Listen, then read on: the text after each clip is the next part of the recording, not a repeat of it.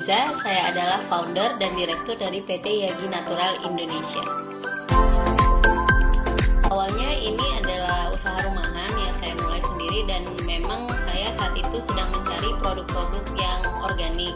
Tapi saya melihat sebenarnya bahan-bahan yang digunakan dalam produk-produk impor itu adalah bahan-bahan yang berasal dari Indonesia.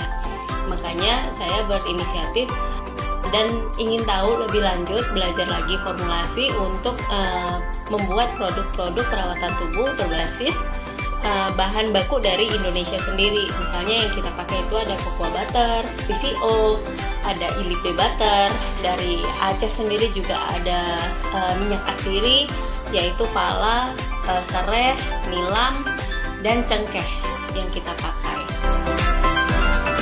Di PT Yagi Natural ini kita membuat produk-produk perawatan tubuh dan rambut. Jadi kita spesialisasinya lebih ke arah personal care atau basic dari perawatan tubuh harian, seperti sabun, sampo, deodoran, lulur, dan juga perawatan rambut seperti hair mask. Kebetulan saya memulai Yagi ini awalnya itu di Jakarta. Saya menyadari sebenarnya saya tidak boleh hanya mengedarkan produk, menjual produk tanpa izin edar. Jadi sebagai putra daerah, saya kembali ke Aceh untuk mendirikan pabrik. Nah, saat saya berkonsultasi, saat itu belum ada pabrik kosmetik yang lain yang ada di Aceh. Jadi Yagi adalah pabrik kosmetik pertama yang dimana kita bersama-sama nih belajar.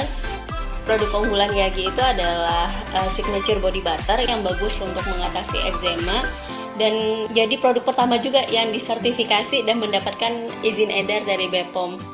Balai POM Aceh ini sangat kooperatif dan sangat membantu kita memberikan informasi, menyambungkan dengan pihak BPOM pusat, bahkan sampai membantu kita memilihkan peralatan-peralatan yang sesuai dengan standar hygiene dari pabrik kosmetik itu sendiri. Jadi saya merasa sih sangat terbantu dengan adanya Balai POM Aceh membantu kita mendapatkan sertifikasi dari produk.